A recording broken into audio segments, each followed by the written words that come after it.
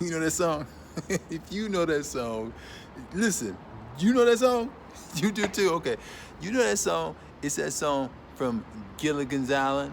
Now, today I want to tell you about the grant writer who who lives on Gilligan Island. Now, I'm hoping, my friend, that this is not you. Now, let me tell you what I mean when I say the grant writer who lived on Gilligan Island.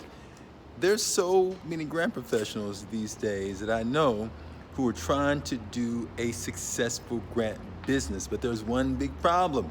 They are living on Gilligan's Island. You know, the Professor and Marianne Hill. You know that one. They're living on Gilligan's Island. And I'm hoping today, my friend, that you are not living on Gilligan's Island. Now, what do you mean, Rodney? I mean that as a grant professional, that you're going at it all alone, meaning that you're doing your business and going pretty much 5 days out of your 7-day work week, you are acting as if it's just you. And you don't have anybody that you're leaning on for advice, insight, information, and direction. So what's happening is this. The only insight that you have is what's rolling around in your mind, and you don't have anything or anybody else to bounce some ideas off of. Now, at one end, that can be good in that you are independent.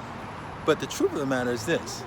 We're all interdependent. We're all interconnected.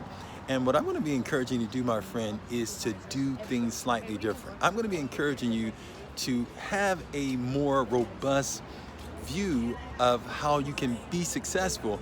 And a part of that means that you should look at getting a team. Everybody who is doing anything of any big magnitude that's really successful has a team. They're smart enough to know that they don't know everything. And so that's why you should have a team. I have a team. I'm encouraging you to have a team. Those that are successful six-figure business owners, they have a team. They have a team of people that they work with, that they rely on, that they bounce ideas off of, that they grow with. And I'm going to encourage you to get a team. Now, if you are clueless about what I'm talking about right now, you're like, hey, Rodney, where do I even start with a team? I know some of you are saying, I can't even afford a team. And it's that kind of thinking right there, my friend, that we got to switch, because we got to get you off this island. Now, what do you mean, Rodney? Well, let me sit down for a second and let me just tell you for a second what I mean. I mean that if you're thinking that you have to have money in order to have a team, it's limiting thinking. And I want to help you to expand that thinking to realize that there are so many people that can help you, and it doesn't all require money. Some of it does require money. For instance, I have a bookkeeper. I don't like doing the books. He does my books. He's my accountant. He makes sure I keep things straight there. However, there's some other roles that you don't have to have somebody that can be on your team, such as, let me give you just one example, just one of many examples. You're doing these grants, you have a business. What about having some reviewers that may be able to review your proposals for you? That could be a relative, that could be a friend, okay? These people now are on your team. That's just one quick example, but my whole reason for sharing that with you, my friend, is to say that you shouldn't go at it alone.